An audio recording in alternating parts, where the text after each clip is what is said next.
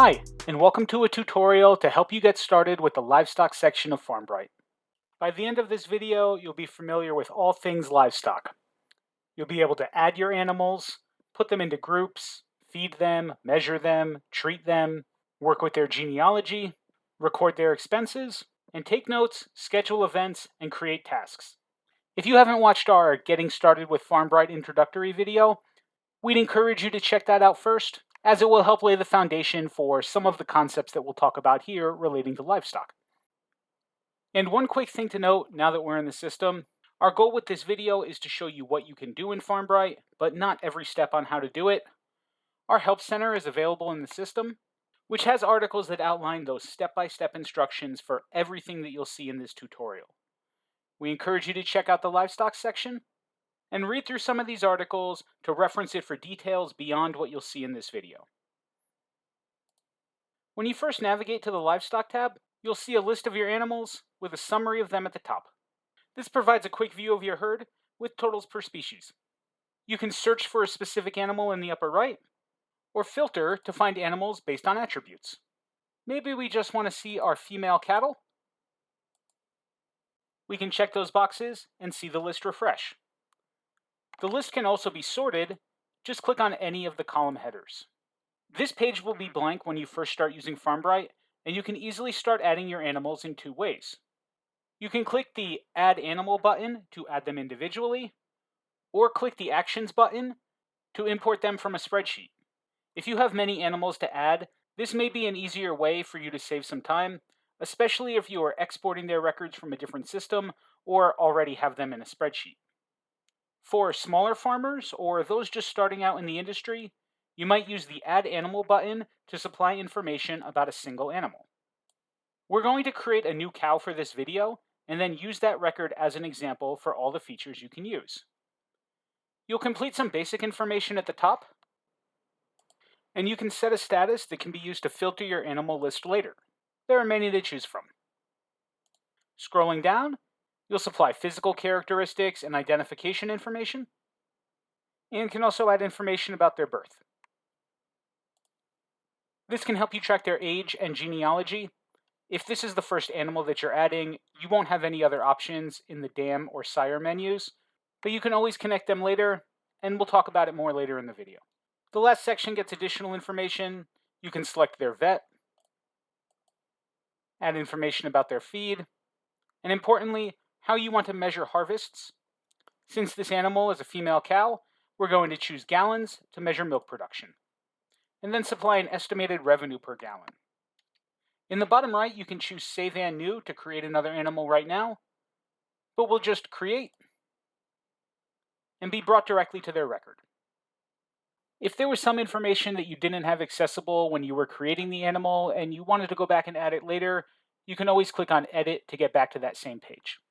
After creating the animal, you'll see a new menu display on the left-hand side. All of these choices are specific to this animal. The first three are administrative: notes, schedule, and tasks. You can easily take notes about the animal when you need to jot down some information. You can schedule events like vet appointments or required treatments, and then add tasks to make sure that all necessary chores and required work are completed for them. The scheduled events will appear on your FarmBright calendar, and the tasks will show up on your task list and your FarmBright dashboard. The next four tabs, treatments, feedings, inputs, and measurements, are all part of your day-to-day operations with this animal. Let's take a look at each one, as while they're related, each has its own unique features. You can track all types of procedures and actions for this animal with treatments. Things like branding, ear notching, hoof trimming, or vaccinations. These treatments are also connected to your inventory, so if you use something in this treatment that you need to keep track of, like the vaccine doses shown here, you can subtract it from your inventory and keep your count for your quantity on hand accurate. You can also add the days until withdrawal date, which automatically sets a scheduled event for when the treatment falls below acceptable concentration levels. And if this treatment costs anything beyond what you've already spent on the inventory items used, you can also track its cost here for expenses. You'll find that feedings is a somewhat similar concept.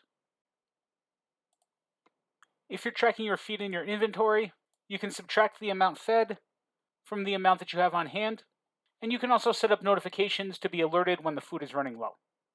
You can still feed your animals without using the inventory system though. Just supply the amount fed and add some details, along with an estimated cost. Over time, you'll see charts and data graphed here for when you fed and how much the animal eats on average.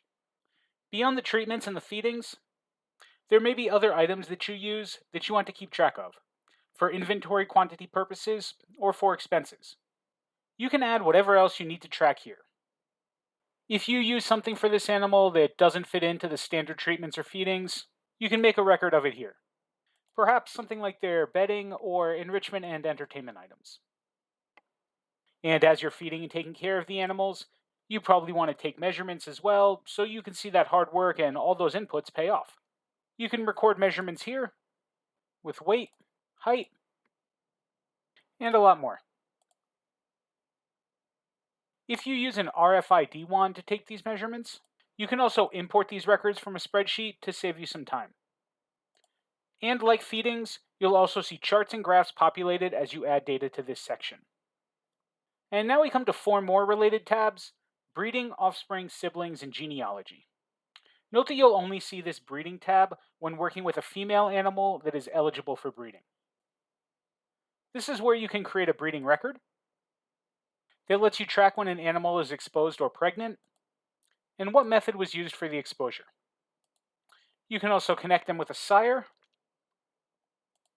and once you have a breeding record in place, you can then perform pregnancy checks to record when the animal is pregnant.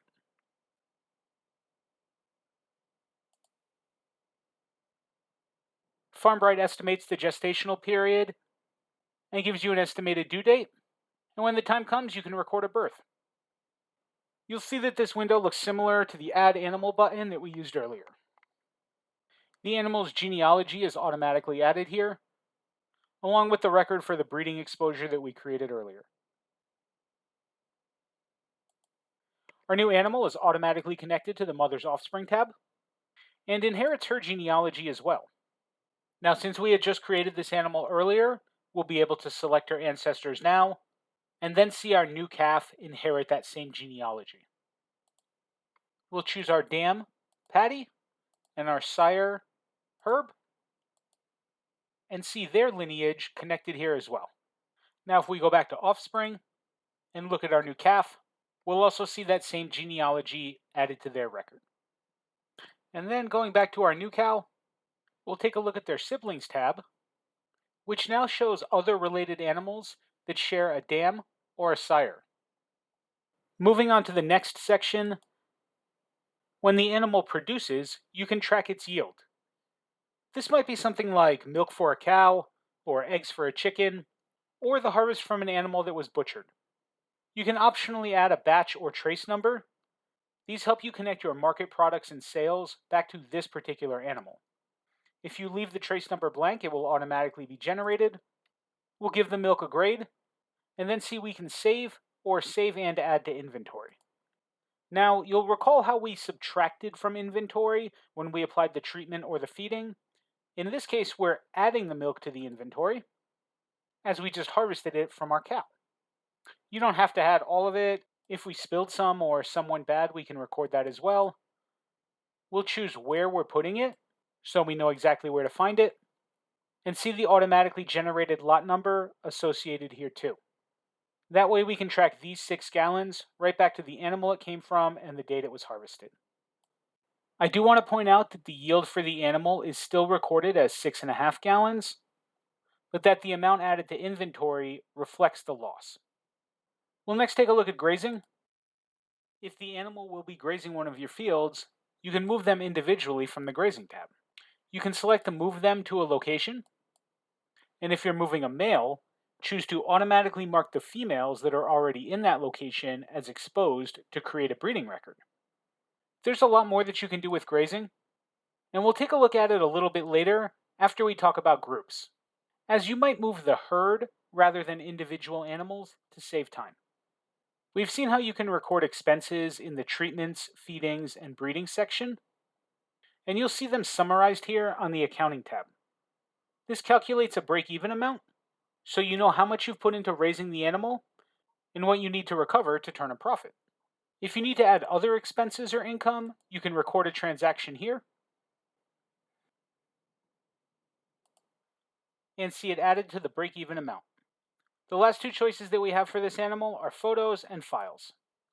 You can easily upload a photo of the animal. That's then used as its thumbnail on your animal list. You can also add more images to track the animal's growth over time. If you needed to upload files like a PDF or a Word document, you can also upload them here.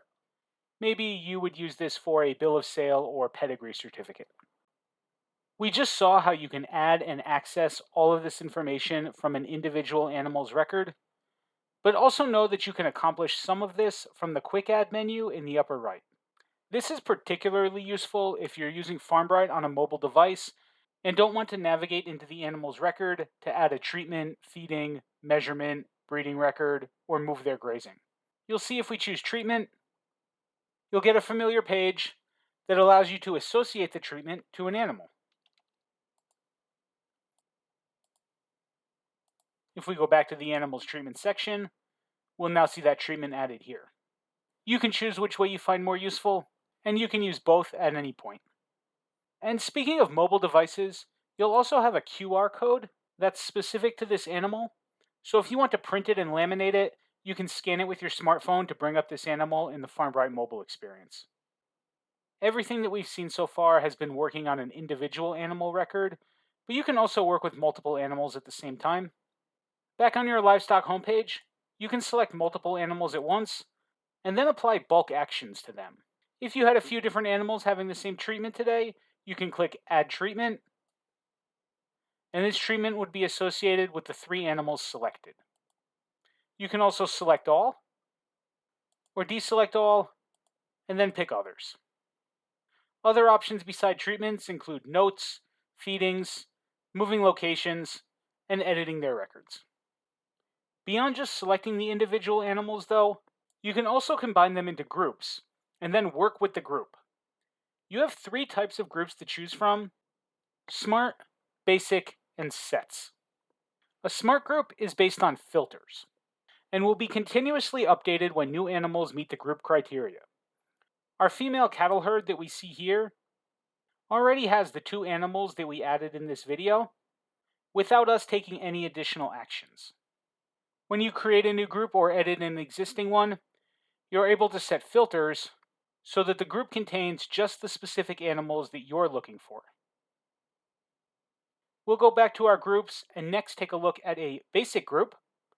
A basic group is used to group animals together manually, which means you can add whatever animals you want to the group, regardless of species. Our paddock with goats and a donkey is a great example, with the donkey offering protection to the goats from local predators. Set groups can be used to track a group of animals as one unit without creating every single animal in it. Flocks of chickens, colonies of bees, schools of fish. You probably don't need to track details about every animal in those groups and would rather look at them as a whole. When we access a group, see how you can perform bulk actions to the group as a whole, adding tasks or treatments, feeding them, taking measurements, or recording yield. In this example, we'd be tracking the egg production of the chicken flock, not the number that each chicken is laying. These all function similarly to what we learned on the individual animal record, but it'll save you time and effort. The next section that we'll take a look at is grazing. If you graze your animals, you can use this feature to define your grazing locations and animal enclosures, and then map them and move your animals into those locations. You can see we currently have 85 animals grazing our northeast pasture, and 33 animals in Animal Enclosure B. FarmBright will also track the animal units on the field, how long they've been in that location, and how many days you've rested your open locations. This helps you make sure that the field can grow and refresh before you move your animals there again, and that you are not damaging the land by overgrazing it. To get started with grazing, you'll create a new grazing location. This is where you define the size, how many days it should be rested, and optionally add it to your farm map. You can also define new animal enclosures here in a similar way. Once you have them created, you can move your animals in and out of them. The choice is up to you. You can move animals into the location or move out. We're going to move the cattle herd into our southwest field. And just like we saw on the individual animal record, we can automatically create breeding records and mark females as exposed if we're moving them into a location with a compatible male. And when we go back to the grazing page, we can see that our animals have been moved to that field. The last feature that we'll quickly go over is your livestock reporting. We'll choose livestock inventory and see that it brings us to the reports section. This is a comprehensive look at your livestock over time. You'll see charts for births over different years and deaths as well, and you'll find totals per species throughout the report. If we click on standard reports, you'll find many reports that reference and summarize the features that we learned in this video. You might report on your yields or treatments, some of the breeding records, your measurements or grazing, or the break-even amount we saw in the accounting section. And if that's not enough, you can always go to custom reports and create unique reports for your livestock, notes, transactions, treatments, or yield. And that takes us through this livestock management tutorial. Remember to take a look at the Help Center and reach out to us when you have questions. We're glad to help.